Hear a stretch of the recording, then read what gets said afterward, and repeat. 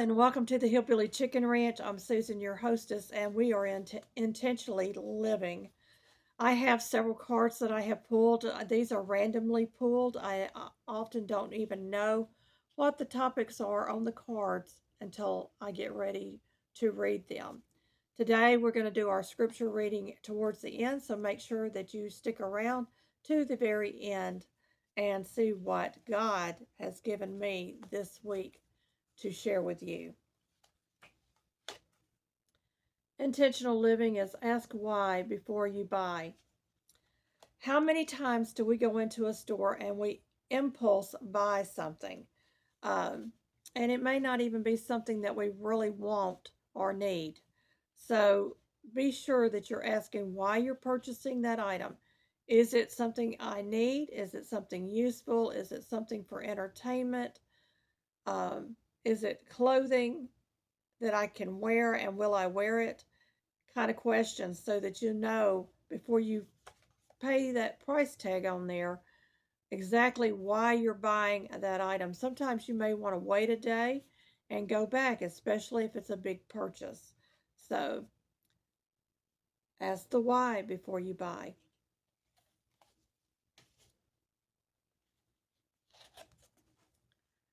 Intentional living is to stop ignoring yourself. I'm guilty of this, and I'm pretty sure some of y'all are as well. As a mom and grandmom, a wife, I am a caregiver by nature. Being a woman, I'm a caregiver by nature. And often we push ourselves to the back of the stack of things that need to get done during the day, and we forget about our own self care that we need to be doing. So don't ignore yourself. There are signs out there that tell you that your body is struggling, and you need to pay attention to those signs. Stop ignoring yourself. Make time for yourself. It might be you need to go out and take a walk, or you may need to go to a spa and be pampered, or you may need to go get your nails done, ladies. Uh, any of those things will be refreshing. Or you may need to just go into your bedroom and lock the door and shut out the rest of the household for a little while. Some people will go out in their car and sit, or they might take a drive. We like taking drives for our self care and for taking care of ourselves. We like to get away and kind of clear our mind, and that's the idea behind this card. I've kind of touched on this one already, but intentional living is prioritize self care. Because we are caregivers, we often forget to take care of our own bodies. And believe me, it will catch up with you if you don't. So make sure that you're prioritizing self care, whether it's bathing and brushing your teeth, or going to your doctor for regular visits. Whatever it is that you need to take care of, make sure that you're taking care of for yourself. That can also include what you're eating. Um, Oftentimes we just grab and go and not even think about what we're putting into our body. But be intentional about what choices you're making, food wise and everything, because your skin will begin to glow. You will notice a difference in your energy levels, etc., when you prioritize self care. Some of these cards may be touchy, but I'm going to share them anyway. Intentional living, let go of things. Oftentimes, we become surrounded in our own clutter, our own making. And so we need to have boundaries on what we keep, how long we keep it.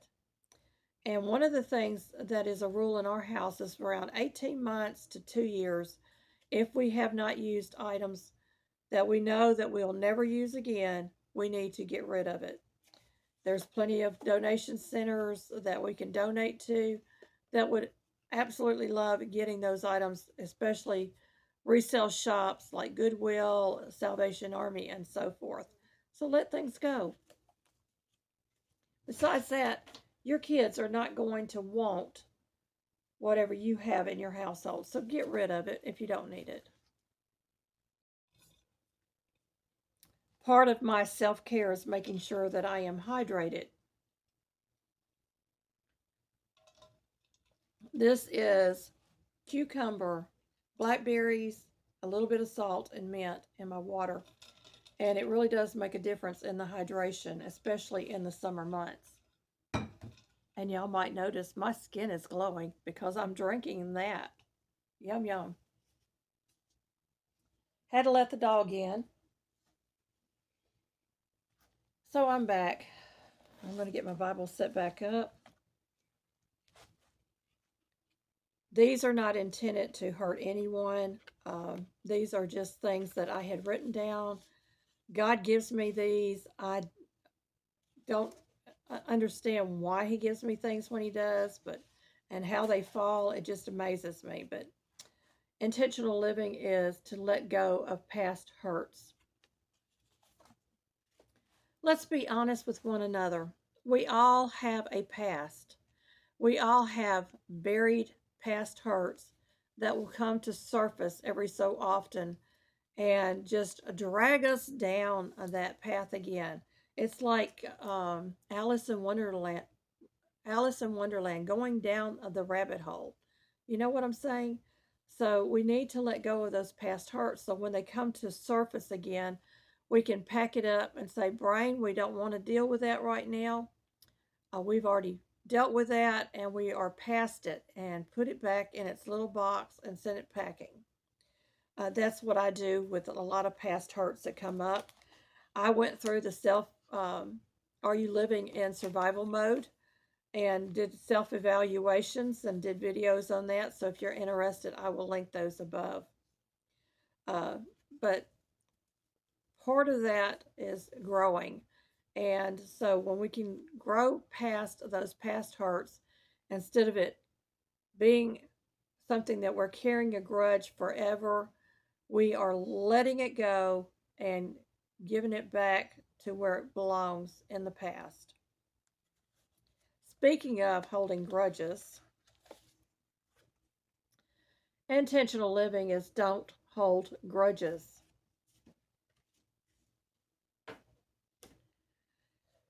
Sometimes we have things that we just hold on to for whatever reason.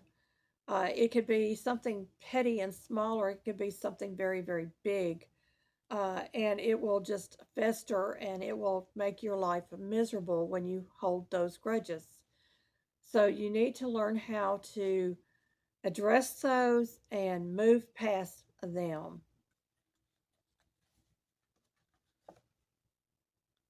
Intentional living, forgive yourself. Yesterday, I had to deal with a injured baby duck. And it was awful, folks. I really got emotional over it. My husband brought it in the night before. One of the BB red chickens had pecked its eyes and beak, and it had damage to the beak and the eyes. And I showed a little clip of it in yesterday's video. If you've missed that, go back and watch it. But the little duckling did not make it. I was praying. I told God, I said, look, I said, this duck is going to be blind. It's going to have problems the rest of its life if it survives. And, we were ready to take care of it. We were going to make arrangements so it would have a safe space to live in. But God saw mercy, and the little duck passed away, and I held it for a long period of time, and I cried my eyes out because we lost that little bird. We never know what is going to trigger us, but that was a trigger for me, and I had to forgive myself and know that I had no control over the situation. I moved the egg and put it underneath a BB red. When it was peeping, another chicken in that coop got up there and got to that baby when it hatched. We didn't get to the baby before that chicken did, and it caused all kinds of damage and ultimately that little duck's life. It's hard. It's a hard reality of being a farm wife and caring for animals, which we do daily. Intentional living is to forgive others. There are going to be people in your life that come along and they're going to blame, play the blame card on you for whatever reason. And or they may actually do something to you to harm you or your family, something huge like that, or something petty and small. It doesn't really matter. The petty things really should not even be an issue, in my opinion. But, there are people that hold on to petty grudges. So learn to forgive others. If they come against you, immediately go to God and ask them to forgive them. You may not be able to go face to face, but you can go to God with all your cares because He cares for us. And so forgiving others should be a priority in our life. And forgiveness is very hard for us to do, but we have to remember what Jesus did on that cross, forgave us of our sins. And so we should be even more willing to forgive others. Not only that, but forgiving others isn't necessarily for them, it is for your well being, for your emotional well being, your spiritual well being, etc.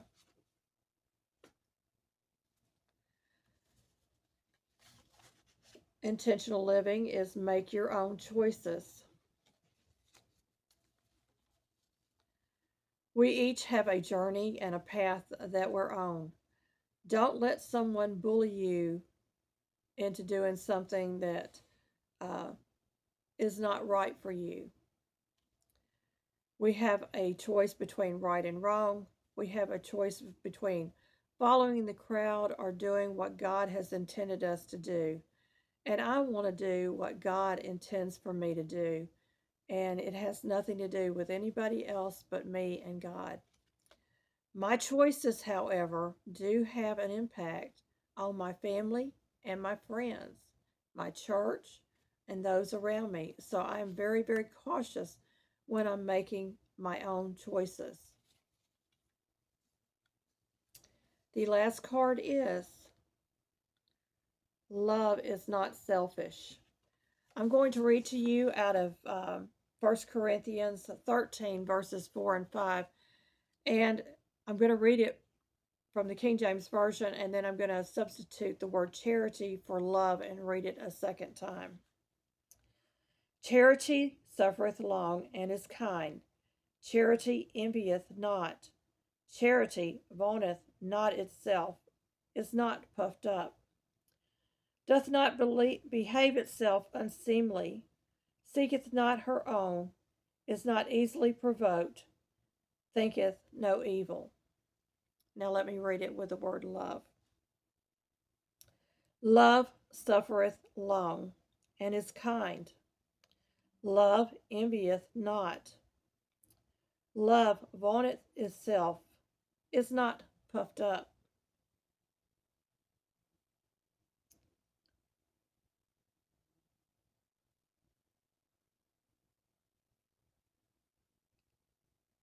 Doth not behave itself unseemly, seeketh not her own, is not easily provoked, thinketh no evil. So, charity is another word for love. We should practice loving others regardless of their situation. Um, it's hard to love someone that is self centered and selfish.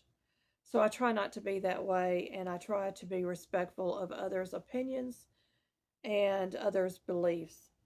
So, with that said, I want to thank you all for sticking around to the very end. I have a message for you.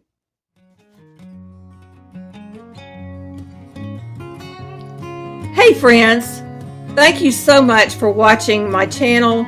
Thank you for the many comments, the likes, the friendships, and for sharing this content out. Take a moment and watch all of the advertisements because that is how I get monetized and get paid. I appreciate each and every one of you for your time and your patience. And y'all, I have this special content over here I think you might like.